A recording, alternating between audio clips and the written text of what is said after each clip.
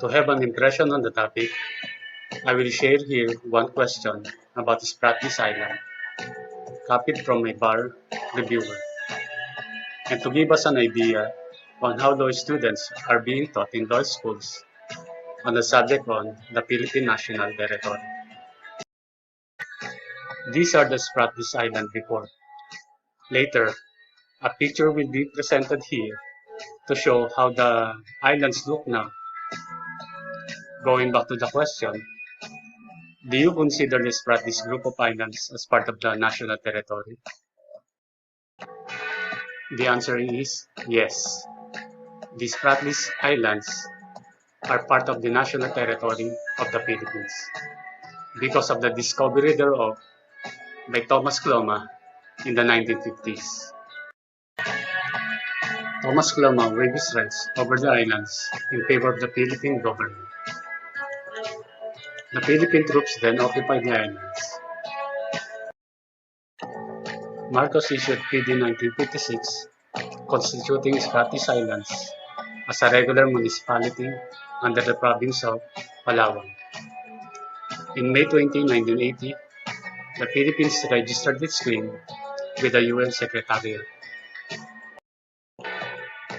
The ensuing portion of this video was copied in toto from the works of former Justice Antonio Carpio, including most of the maps used here.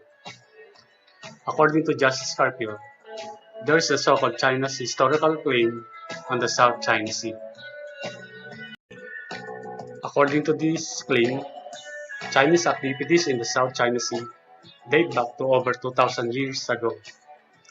China was the first country to discover, name, explore, and exploit the resources of the South China Sea islands, and the first to continuously exercise sovereign powers over them.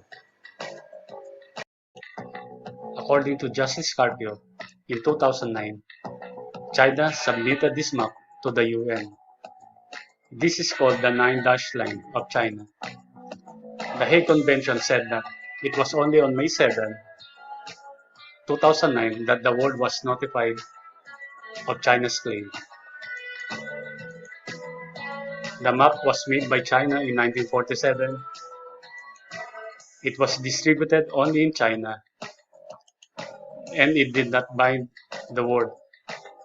From the time the map was submitted to the UN, the Philippines, Indonesia, Vietnam protested, according to Justice Carpio.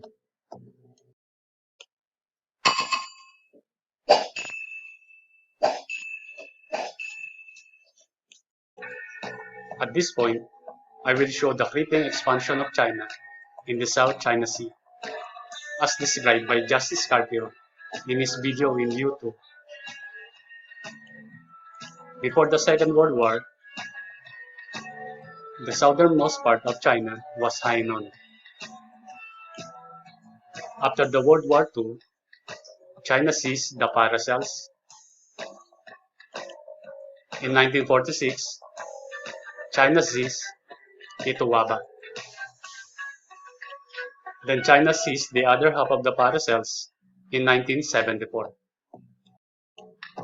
In 1987, China put up a weather radio station in Fiery Cross Reef. Today, Fiery Cross Reef is a naval coast of China. In 1988, China seized Subi Reef from the Philippines. In the same year, China seized Johnson Reef from Vietnam. In 1995, China seized Mischief Reef from the Philippines. Then in 2012, it seized the Scarborough Shoal. This is the Scarborough Shoal before, and this is it now under China.